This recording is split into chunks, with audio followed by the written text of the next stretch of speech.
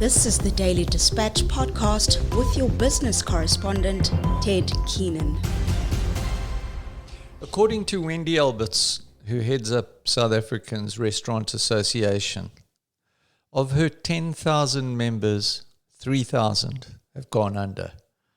And with those 3,000, thousands upon thousands of jobs. Today we look at how best restaurateurs can survive the lockdowns and their views of the future. My name's Michael Butcher. I'm presently at Cafe Jardine, Floridale Nursery. It's a coffee shop, and it's about 90% of it is based on an outdoor environment. My name is Zinzi Rwicilia. I'm from the Eastern Cape. I run the Bistro. The Bistro is in the office park in Beacon Bay. My name's Natasha Hogg. I'm the new owner of Lavender Blue, former owner of Sanook Cafe, Sanook Eatery, and Cantina and Craft. Natasha, perhaps we can just keep going with you. The food industry has been, if you believe the statistics, absolutely decimated. It's become an amazing challenge. What are the 2 or 3 things that have kept you going? To answer that, luckily, I managed to sell all 3 restaurants just before COVID hit. We sold Cantina in March, and shortly after that, we went into lockdown. I've recently, in the last 3 weeks, just purchased Lavender and got back into the food industry. I'd like to think that I've missed the worst, but yeah, we'll have to see what the future holds. Mike, what about you? You've been in the business a long time. You've had various places. Is this the toughest period you've ever had to face? Yeah, definitely. It's the 3 months of COVID lockdown were devastating. We were very, very close to closing the business, but amazingly enough, we bounced back pretty quickly, which I'm very grateful for. And I think it has something to do with the fact that people felt quite safe in our environment, that it's outdoors. Zinzi, you are the newest entry into the restaurant chain. What kept you going? Yeah, that was the worst year ever. However, what kept me going was my guys. We've got an incredible team. We've started together Bistro in 2018. So it was the passion that we had, and also the support that I got from my landlord. He came on board. He came on board really because he could see what we were going through, and then we had to make plans to carry us through. So basically, without my landlord, I don't know what I would have done, and my team as well. Amazing team that we just had to know why we started and why we're here. And like you said, we're the newest kid in the block. We've only been there for 3 years, and what hit us the most, forgot to mention, we catering for office park. So you can imagine now everyone is working from home. So it was just dead. Natasha, has your offer had to change in any way? I think for restaurants in a whole, your offering has got to change. Everyone's had to learn to adapt. This whole COVID situation has affected everyone's income. So, yeah, do people have top dollar and are willing to pay? Maybe some, but the local market, which is what we are trying to capture because we don't have tourists at the moment, have also been hit by this. So it's got to be value for money. With your experience with the Sanooks and Cantina and Craft, you really seem to have, combined with your husband Jamie, a real magic touch. What might change at Lavender Blue if it's not a trade secret? There will be some changes. I think in these past few weeks, we've just been getting to understand the market of Lavender Blue and what it is that people want. None of the favorites will be going away, but yeah, we have a vision of what we want to turn it into, and we just need to mold it with what it currently is and fuse that together. Well, this area is flying. The motor industry has moved out here thanks to Tony Cottrell and his team. The medical industry has moved out here. And Zinzi, you find yourself right in the middle of this. You could probably not be in a better location. And with the addition of the new suburb that's going to go up between Ganubi and Beacon Bay, where they're looking at 30,000. So possibly your biggest threat is opposition. How do you plan to counter that? Wow, okay. I wasn't aware about the 30,000 that's happening here. Well, with the opposition, we just have to stay on top of our game. That's what we intend to do. And fortunately for me, we're expanding with the premises with the Bistro. So our offering will not only go for what I said with the coffee shop and the sandwiches that we sell to the office park. So we're definitely expanding, trying to introduce that ambience where you can just come for dinner. So that's what we actually have in place. The fact that you guys are still going, does it mean there might be franchise opportunities for you in the future?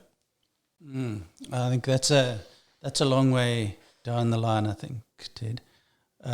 Certainly I wouldn't be looking at it right now. It's just too unpredictable.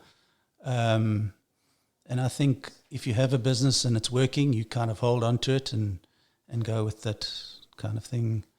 I wouldn't be considering franchising right now unless I had very deep pockets. Natasha, you've basically were saying that there's a semi-franchise situation in Somerset West now where the Sannons have opened up another Sanook. Franchising opportunities for something like Lavender Blue? I think Lavender Blue is unique to its venue. I don't think it's a business that I would look at franchising, not at this stage either. It's all about the location, the dam, the outside seating area. I think, just to back what you said, to look at franchising now is very risky. I mean, even us just taking over Lavender, it's a risk. It's a huge risk, of which I'm very well aware of. I think it also just depends on how deep your pockets are. A place can be flying one week and you go past the next week and there's nobody there. How does that sort of worry you with your expansion plans, Zinzi? For me, I think I've had a lot of ups and downs last year, so I'm just going with the flow. If my restaurant is full, big ups to that. Do you rely on an accounting company to take the passion out of the results and look at the cold, hard facts? Yes, definitely. I've always relied on our accountant for that. I think, for us being in the restaurant, we are more focused in the time on what's happening, the quality of the food, the quality of the service, the guests and stuff like that. You definitely need someone that's got your back covered and you can sit and analyze the figures and try and sort it from there. Out of these COVID ashes, are we going to see a new breed of restaurant entrepreneurs? Yeah, I think the restaurant industry is changed. This COVID time has made us just sort of relook at things.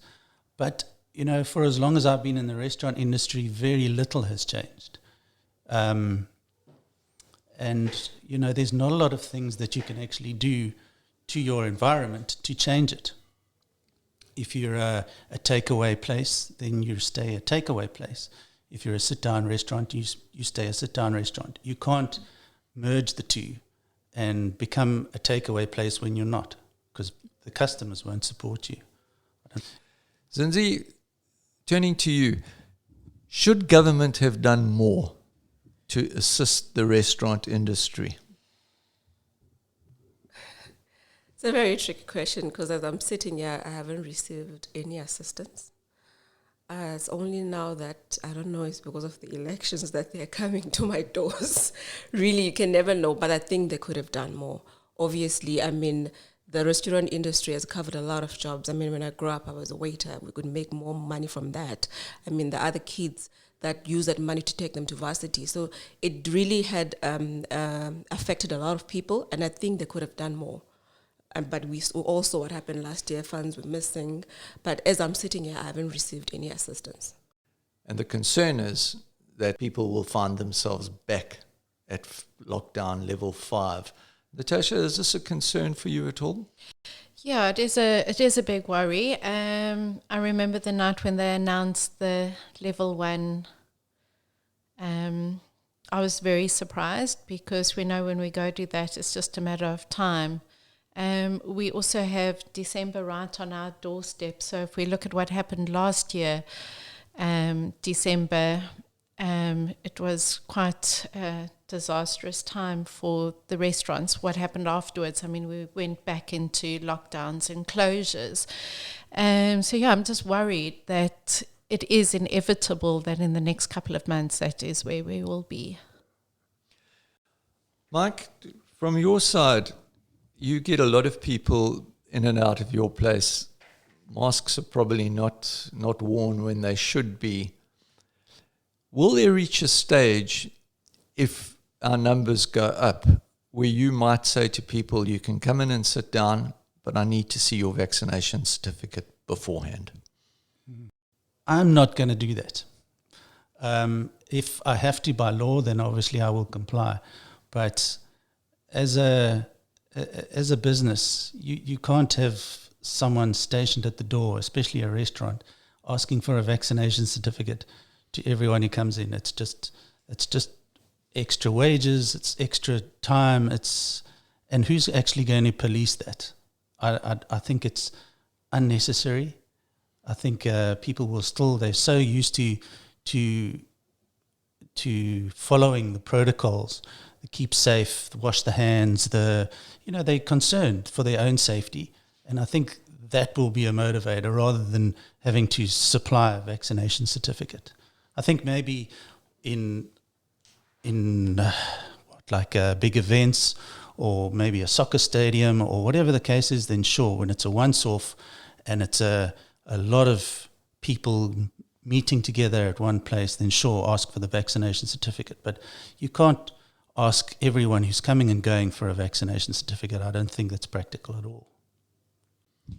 Natasha, from your side, the traffic that goes in and out of Lavender Blue is quite amazing, including all the sweaty cyclists and that sort of thing who are not worried about it. Vaccination certificates or no vaccination certificates?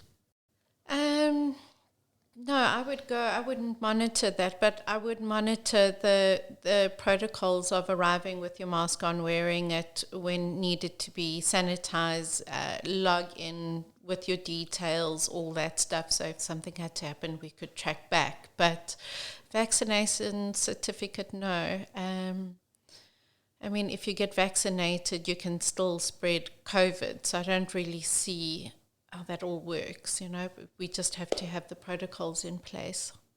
Zinzi, vaccination certificate or no vaccination certificate? Also share the same sentiments. I would not ask for vaccination certificate at all. However, we have to comply with the protocols, social distancing, the sanitizing, wearing of masks, but I cannot do that. Everyone has a right. So if they have not vaccinated, they've got their own personal reasons, and I don't want to be involved in that. You mentioned earlier that your landlords had been very accommodating. Are they still being accommodating and understanding? Oh, Ted, yes. Yes, definitely. I mean, we are, like I said, we're currently expanding the Bistro to accommodate all the hospitals that are being built up the road. We've got 2 hospitals coming up. We've got the road opening up to Gunubi. So definitely they want to see this work. I mean, I've taken over the Bistro since 2018 and I was the 3rd tenant from the previous ones. And I'm the one that stayed there longest. So they could see the passion, the drive that I had for food. And also me growing from the graduate from Blue Ribbon to me as Zinzi today. So they're definitely on board with everything. And even with the rent, everything is just perfect for me. Natasha, you're not really a landlord, but the talk in town is, and if you look at Beach Road, the landlords in Beach Road were a pretty tough crowd, but they have gone out of their way to assist restaurants. Do you have colleagues in different restaurants who are finding the same thing? Yeah, a lot of landlords have come on board. Obviously, it's also a tough situation for them, and that we have to remember as well. But in these times, I think both just have to help each other out to get through it and see the long-term benefits for both. Mike, this time next year, will we be able to enjoy a cup of Vietnamese coffee at your place? Yeah, certainly hope so. Natasha? Hell yes. And lastly, Zinzi. Oh yes, if Natasha keeps the bottomless coffee, I'll definitely swing by. But definitely, I'll still be there with coffee and everything. Still be there. Natasha, just to close it, you were mentioning evolving point before our podcast started. What do you think your evolving point is going to be? It's quite a difficult one and an interesting question, because as we were chatting, every line comes where it needs to evolve. Let's look at where we used to rent DVDs. I mean, who rents a DVD now? If you see a DVD store, you're like, "Yo, what are they doing there?" So yeah, everything evolves, and I've often thought of when will our point in the restaurant industry come to evolve, and I've gone over it numerous times, and I come back to the same answer all the time. Restaurant is socializing. People are social people. They need to be out. They want to go out. They want to be served. So yeah, I think our point will come where we are sort of in it now, where COVID's put us in it we have to evolve to stay alive. Like we were saying, are we now going to do takeaways, even though I'm not a takeaway business? How do I get people to order from me when they used to dine? And I always think of the test kitchen. The test kitchen's closed. And when I arrived in Cape Town, I saw they were doing takeaway burgers. I mean, before you couldn't as a local, you couldn't get a booking for 6 months in advance. And there they were doing takeaway burgers. But that wasn't enough to save them, and they obviously made the decision to close. So, yeah, I think we still need to give that some thought. Zinzi, they say that disruption is one of the best motivators, because your back's to the wall and you just have to start doing things differently. Do you have any thoughts on that? In my case, I had to evolve last year and do things differently, and it has worked on my favor, because now I do big weddings, I do private chefs, I visit homes, I give them the experience, I partner up with wines and gins. So yeah, I did, but however, as Natasha said, we have to look at it in a broader way, how the restaurants will evolve, because people need to socialize at the end of the day. Mike, I mentioned Vietnamese coffee, which is a real treat at your place. Where do you see yourself evolving in the face of disruption? That's a tricky question, especially for my line of business, where people, as Natasha and Zinzi says, people come together because it's a social event. They go out and they sit down because it's a connection they make with people. The fact that you can eat and drink is almost besides the point. It's a bonus that you can. So, yeah, things come along, technology comes along, COVID comes along, and we try and change. And I'm not sure that restaurants are not going away anyway. They'll always be there, and the kind of environment that we've created will always be there. So to move on to some sort of adaptation, be it takeaway or wherever it is, it's a tricky one. It's hard to know that that's where you should be going. But as Zinzi's done, that kind of thing makes your business evolve, where you take your option, your product, and you change it to suit people's need. We've learned how best to keep going in the restaurant industry. It takes hard work, courage, but also the sense to know that if you're in a deep financial hole, the best way to get out of it is to stop digging.